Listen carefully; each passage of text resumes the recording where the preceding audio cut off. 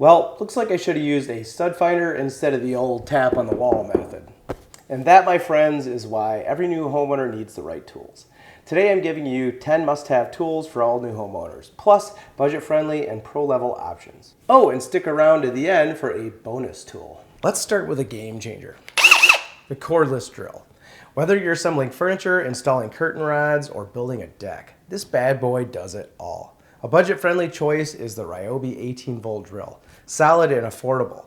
But if you want something with lots of power that'll last, the DeWalt 20-volt Max XR is a beast. Trust me, you'll thank yourself later. And if you think you might need to drill into concrete, look for the hammer drill versions. You might ask why I'm suggesting something other than what I use.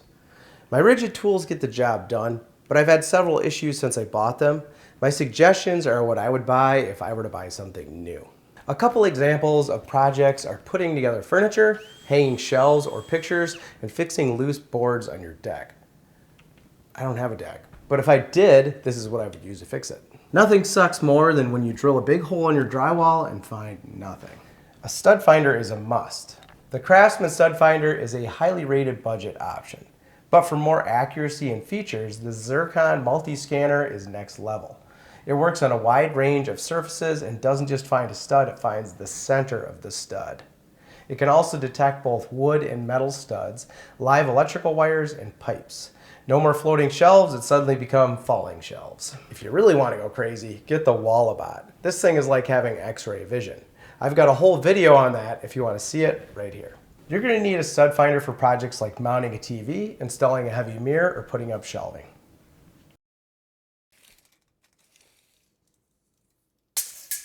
Measurements matter, people.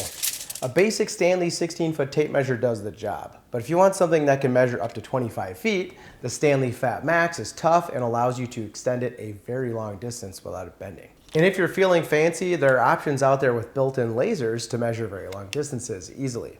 Hanging pictures, building a deck, a tape measure is your best friend.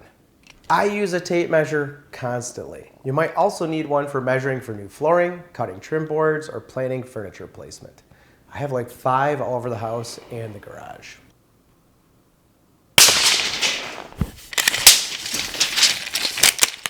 That was 11 feet.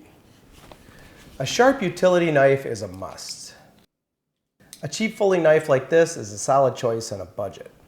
While the Stanley Fat Max snap-off knife is super heavy duty and allows you to quickly snap off the blade so you can have a fresh blade in just a few seconds. Much like tape measures, I have utility knives all over the house. I use them mostly for cutting out old carpet, stripping old caulk, and opening Amazon packages. I even use this bad boy for cutting drywall and foam board insulation. If you own a home, you will deal with hex couplers and bolts. The Crescent 8-inch wrench is cheap and reliable. Assembling furniture or tightening anything, this tool is clutch. You might also use an adjustable wrench for fixing a leaky faucet, assembling a swing set, or installing new plumbing fixtures. This is why you need a level. A simple 24-inch DeWalt level is cheap and works. But if you need to make sure your wall is plumb, you might want to get a quality 6-foot level. Nice vertical walls and no more crooked shelves. You'll use your level when hanging decorations on your wall, leveling a table, framing a wall, or sometimes even as just a nice straight edge. Good luck gripping anything without pliers. A budget-friendly option is the 7-piece WorkPro set, while the 4-piece Irwin set will give you a slightly higher level of quality and durability. Need to fix a fence, repair an irrigation line? These will save your hands. I use plier sets like these in all sorts of odd situations that I never even would have thought of. My favorites are the wire cutters and these large adjustable pliers. These things grip onto anything. You might notice that a lot of my tools are very beat up. That's just a sign that I got my money's worth. It's hammer time. A 16-ounce fiberglass hammer is great for most uses, but the handle can be a little fragile. So if you want to step it up a little bit, I've always been a fan of S-twing hammers. They're basically indestructible. I mostly use a smaller 16-ounce hammer for hanging pictures and securing loose nails. But this beast is a framing hammer. I use this for anything from framing a wall to minor demolition. If this hammer could talk, it'd have some crazy stories to tell. We've all been there. Get a real screwdriver set. This basic 6-piece set is solid for cheap, but the Klein 8-piece set is another level of quality and durability. You're going to need screwdrivers for replacing outlet covers, changing light fixtures, assembling furniture, or installing door handles and hinges. And if you have kids, you're definitely going to need these for changing out batteries and toys. It never ends. This is basically my full-time job at this point. Sawdust, dirt, mystery gunk. You need a shop vac. The 5-gallon shop vac is great on a budget, but this DeWalt dust extractor is a shop vac on steroids. I use it for cleaning up all sorts of stuff, but the dual self-cleaning filters also allow me to effectively use it on my power tools for dust extraction. I use my shop vac for cleaning up sawdust after a DIY project, sucking up water from a leak, and cleaning the inside of my car. Now it's time for the bonus tool. Bet you can't guess what it is. Have you ever tried fixing something in the dark while holding a flashlight in your mouth? Not fun.